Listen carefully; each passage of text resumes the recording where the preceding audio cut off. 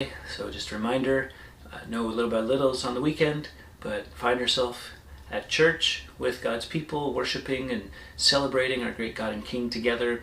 Be there to encourage one another, to serve one another as you serve the Lord, and to be a blessing to someone.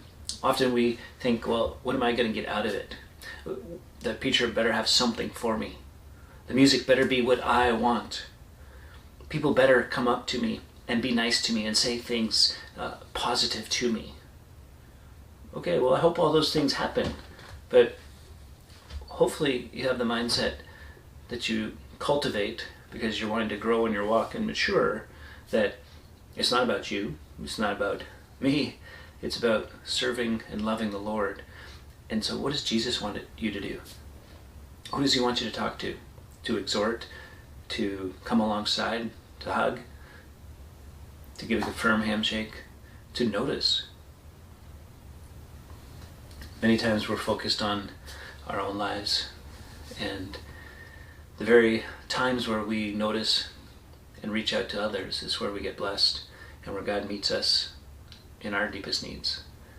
Not because we're concentrating on them, but we're open to serving and being used by him with those around us. So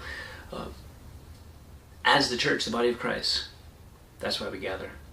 Not just so you get something, but so you can give something.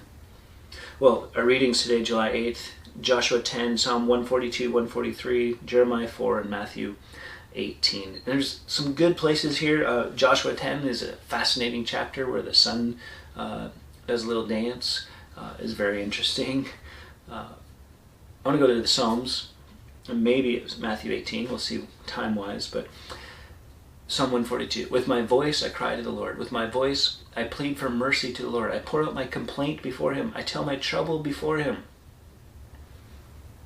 There's a thought. Before you go telling everybody all your troubles, all your problems, talk to the Lord. When my spirit faints within me, you know my way. In the path where I walk, they have hidden a trap for me. Look to the right and see. There is none who takes notice of me. No refuge remains to me. No one cares for my soul. Ever feel that way?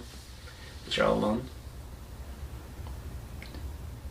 It's possible, right? You definitely have had those moments. What do? I cry to you, O Lord. I say, you are my refuge, my portion in the land of the living. Attend to my cry, for I'm brought very low. Deliver me from my persecutors. They are too strong for me. Bring me out of prison that I may give thanks to your name. The righteous will surround me, for you will deal bountifully with me. I think sometimes we think other people are going to fix it for us, or they're going to fix us. And sometimes God does things that way. But one of the things the psalmist here is doing is demonstrating that we go to him first. Before you burden someone else, and believe me, it's not a burden, right? But that's how we feel. But when we approach someone else, we think they're going to fix it. They're going to fix us. That's may or may not be the case.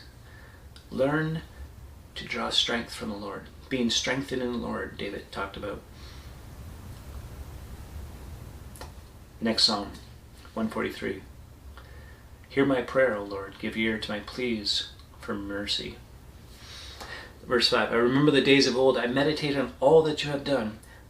I ponder the work of your hands. I stretch out my hands to you. My soul thirsts for you like a parched land. Selah. Just take a moment.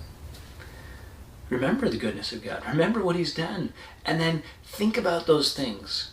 Think about the work of his hands. And desire more and more of him. To be filled with him.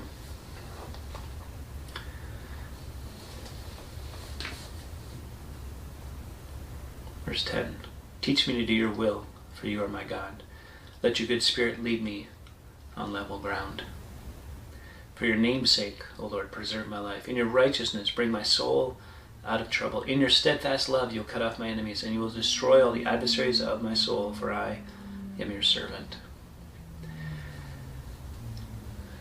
I don't know, maybe as you read this and you hear this, you think a little like I do that, and I don't have that kind of a depth of a relationship with God. I don't talk to him that way. But we should. We can. And so take these Psalms, use them in the way they're intended, to sing, to ponder, to meditate, to think deeply on, to make it your own cry before God.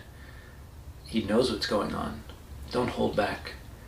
Be open and vulnerable, and make that begin with your relationship with God. Watch and see how He fills you up, how He strengthens you. His steadfast love endures forever. Till next time, keep growing little by little.